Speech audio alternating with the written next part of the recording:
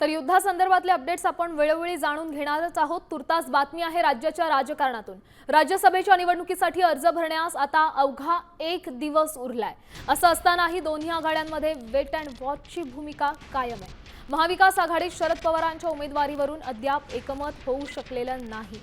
दुसरीकडे भाजपने सावध पवित्रा घेतला। शरद पवार उमेदवार नसतील तर भाजप आपला 5वा उमेदवार रिंगणात उतरवण्याची शक्यता आहे। या राजकीय खेळीमुळे राज्याच्या राजकारणात मोठी खळबळ माजली आहे। उमेदवारांची टांगती तलवार आता सगळ्यांच्याच मानगुटीवर आहे। या संदर्भात अधिकची माहिती देत आहेत आपले प्रतिनिधी गणेश कवडे। गणेश, काय सांगाल? अजून शरद पवार यांच्या नावावर शिक्कामोर्तब झालेला नाहीये, त्याचा फायदा महाविकास आघाडीच्या व्यतिरिक्त महायुतीला होऊ शकतोय का?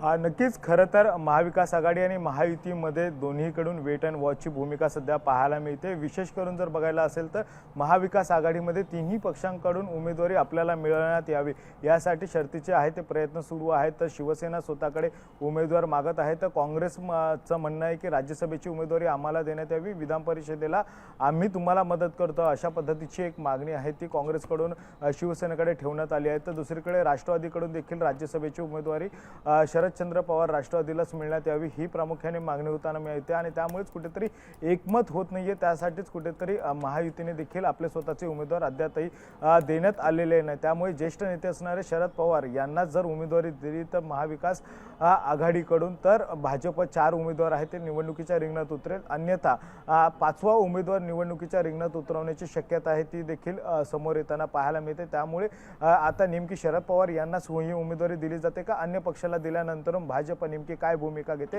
हे देखील पाहणं गरजेचं आहे। नक्कीच धन्यवाद गणेश दिलेल्या या सविस्तर अपडेटसाठी। तर शरद पवार यांना अद्याप उमेदवारी जाहीर करण्यात आलेली नाही, अवघा एक दिवस उरलेला आहे।